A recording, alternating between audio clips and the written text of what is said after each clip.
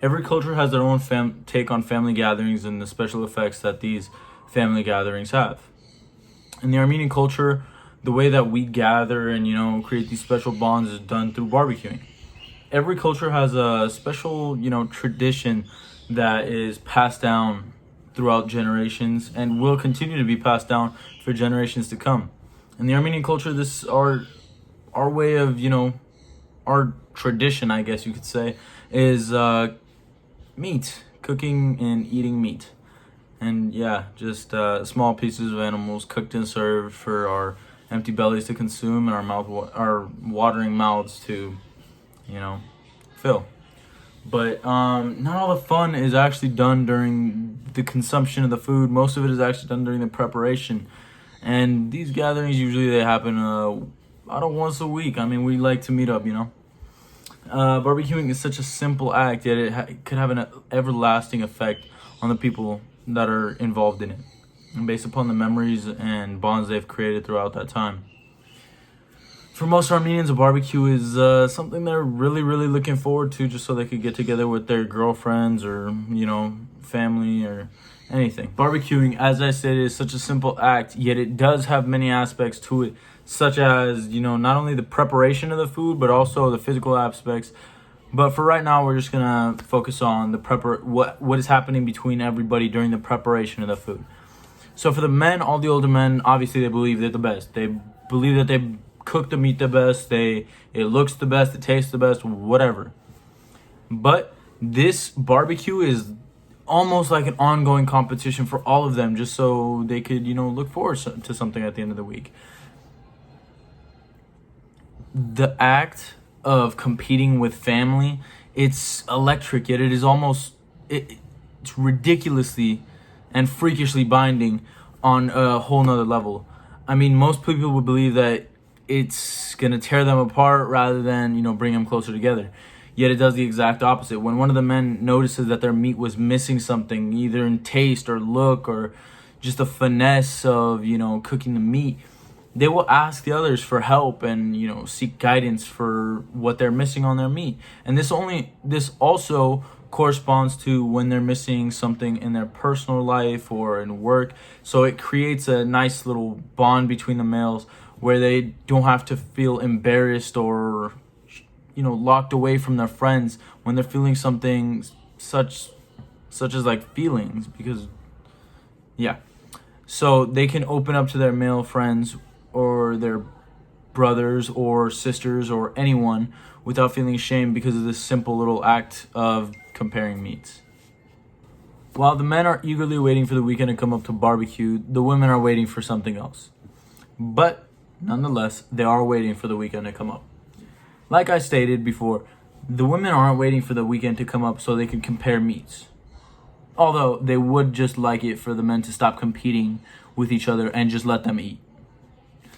So most of the women that I know, Armenian women above the age of 40 today that I know, are either unemployed or financially reliable on their husbands. Now, I'm not saying all.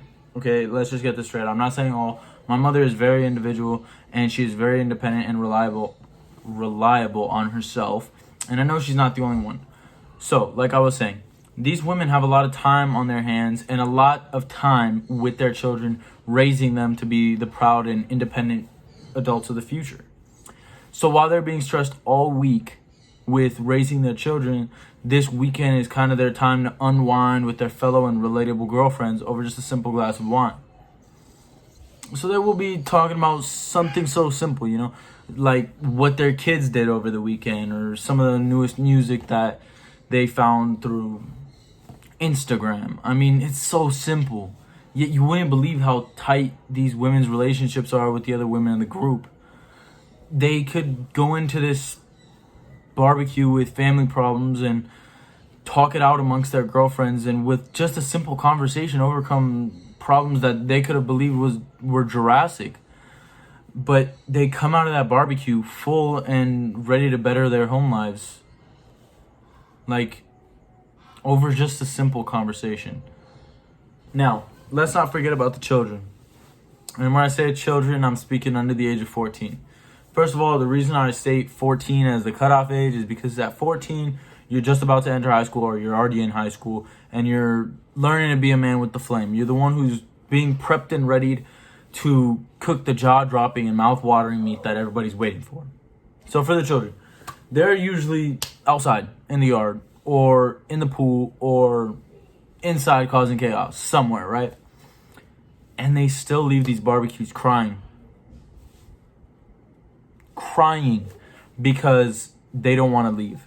They ask for sleepovers every time. And you wouldn't believe how many times through the barbecue, you'd hear them crying because they've either tripped and fell or somebody wasn't playing fair or something ridiculous, right? And they still leave crying. Why is probably the question you're asking yourself, and it was the same question I was asking myself. Here's the thing, most of these children, they don't have siblings their age, so they could possibly feel left out. And through all the tears and bloodshed that through the barbecue, they form their own little bonds and their own little relationships. They form their own little brothers and sisters with these people who we consider friends and their children. And, you know, it helps them feel a little less alone in this crazy thing we call life. So they have their own little sense of unwinding, you know. They're just a loud, chaotic, extremely young family. Barbecuing is such a simple act, as I stated, but it isn't the focus. The focus is the relationships and bonds created throughout the time of the barbecue, which is so important. So next time you get invited to an Armenian barbecue, just get yourself ready for the craziness, the chaos, the competitions, the wine, and most especially the food.